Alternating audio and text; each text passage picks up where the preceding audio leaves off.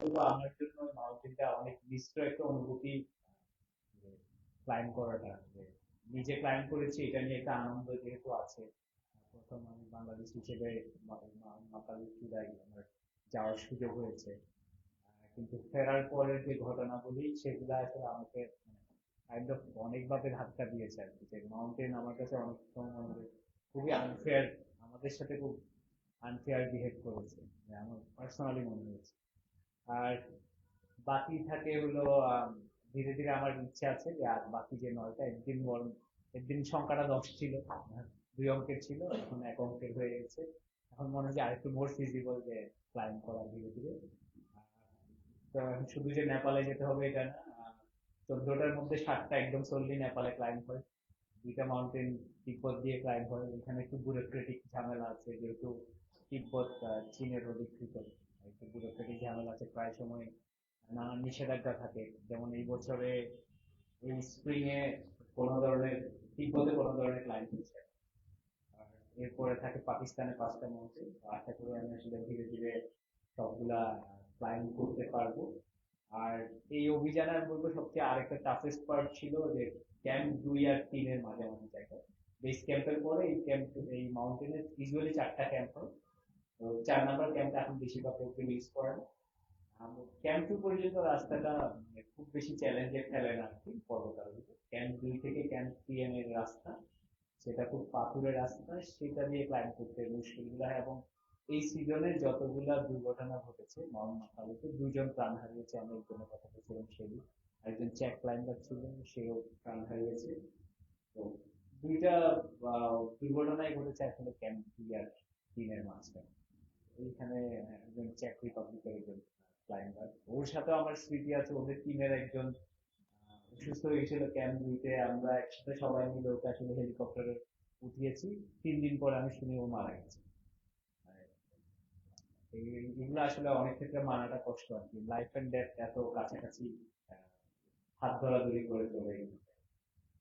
এইটুকুই বলা, আর যদি কারো কোনো কিছু জানার থাকে বলতে।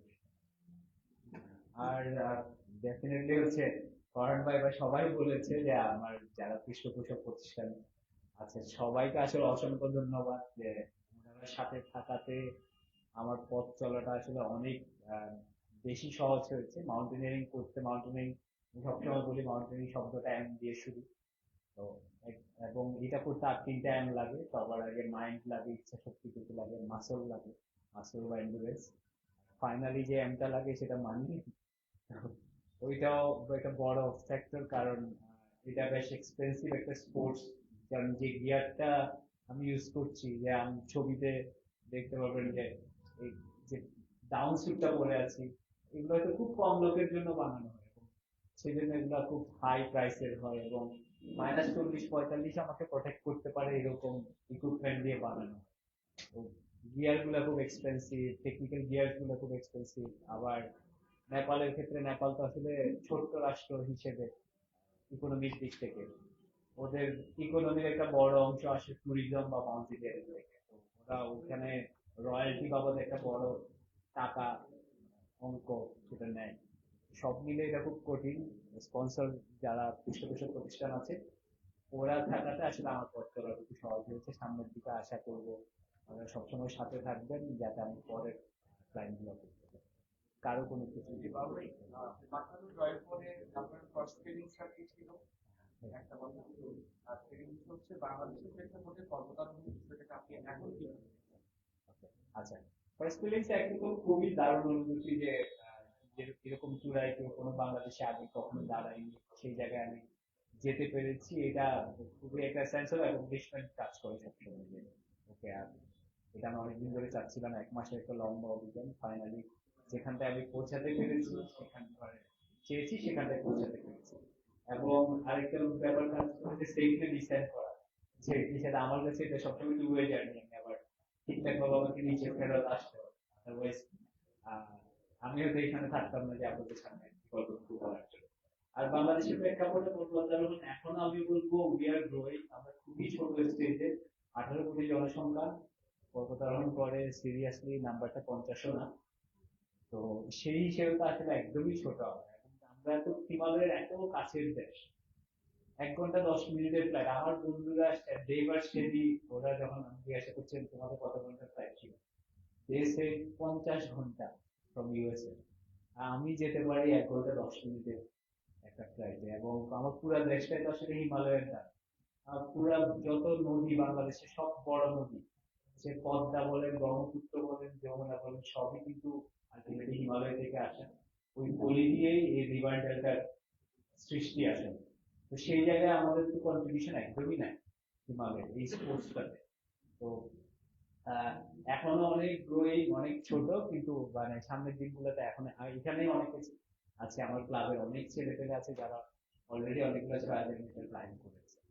তো সামনের দিনে ওরা এগিয়ে আসবে, আর একটু দেশ হিসেবে আমরা আরেকটু উচ্চতায় যাবো, এটাই মনে করি। বাবু ভাই একটু জানতে চাই, হ্যাঁ।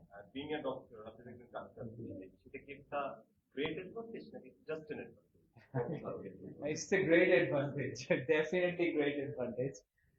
In a sense আমি আমার শরীরটাকে একটু ভালো বুঝতে পারি, যে নিজেকে নিজে অ্যাসেস করতে পারি যে if I am fit enough to go up, এটা।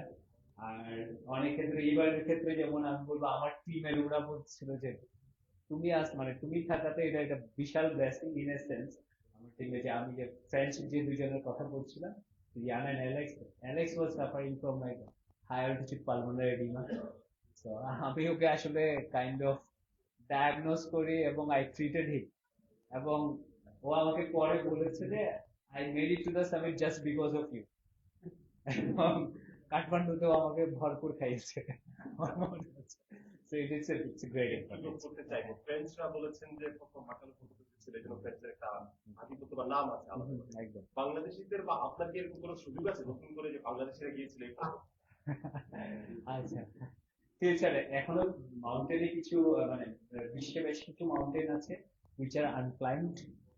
আমার বলা হয় যে আমি ওটা বলে আমার দুইটা ওয়াইল্ডেস্ট ড্রিমের মধ্যে একটা ছিল, একটা 8000 মিটার মাউন্টেন যেটাকে ডেড জোন বলা হয়, এটা উইদাউট অক্সিজেন ক্লাইম্ব করা, which I did that back in last September, Mount Manaslu Eight Mountain।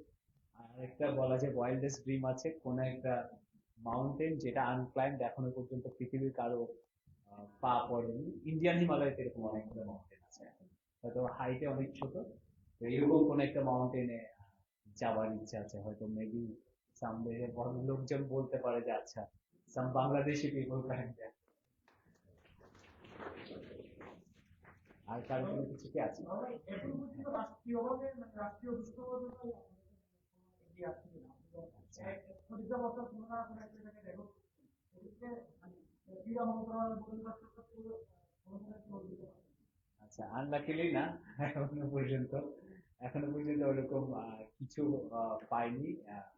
তো আশা করা যায় হয়তো মানে নিকট ভবিষ্যতে হয়তো লোকজন এগিয়ে আসবে। সেটা শুধু আমার জন্য না, আমি বলবো যে যারা তরুণ পর্বতারোহী আছেন, যে এটা আমাকেই পেতে হবে বিষয়টা এমন না। আমি যদি আমার ক্লাবেরও কেউ বা মাউন্টেনিয়ারিং করছে বাংলাদেশে, যার পটেনশিয়াল আছে, এরকম কেউ যদি এরকম কোনো ধরনের আসলে সুযোগ সুবিধা পেয়ে থাকে, সেটা রাষ্ট্রীয় পর্যায়ে হোক, জেলা পর্যায়ে, হোয়াট এভার ইট ইজ, আমি পার্সোনালি মনে করবো এটা এজ এ হোল আমাদের পর্বতারোহণ কমিউনিটির অর্জন হয়ে থাকে। আপনারা তো ভিডিও করে আপনাদের ভিডিও পাইছেন ওনার সঙ্গে কি রাষ্ট্রীয়ভাবে বর্তমানে যেসব ওনাদের এটা ফরেন ভাই হয়তো ভালো বলতে পারবে, ফরেন ভাইকে দিচ্ছি। কোন সরকারি কোন প্রতিষ্ঠান বা কোন ক্রিয়া সংশ্লিষ্ট কিছু থেকে কোনো রকম যোগাযোগ পাইনি।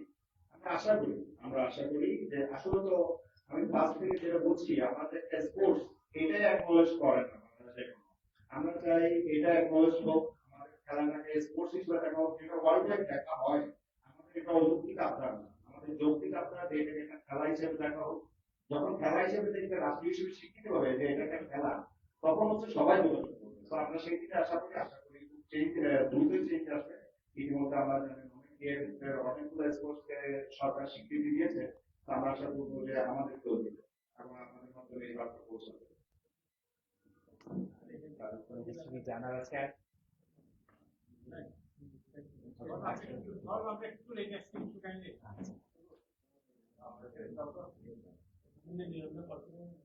আচ্ছা, সেটাও করা যেতে পারে। একটা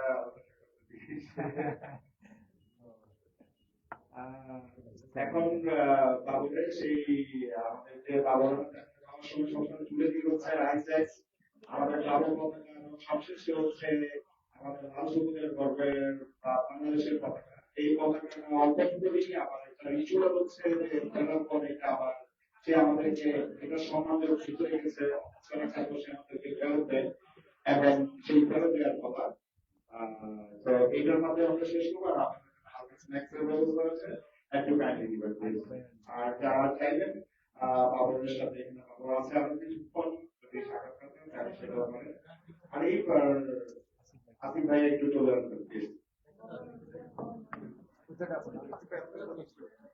আচ্ছা আরিফ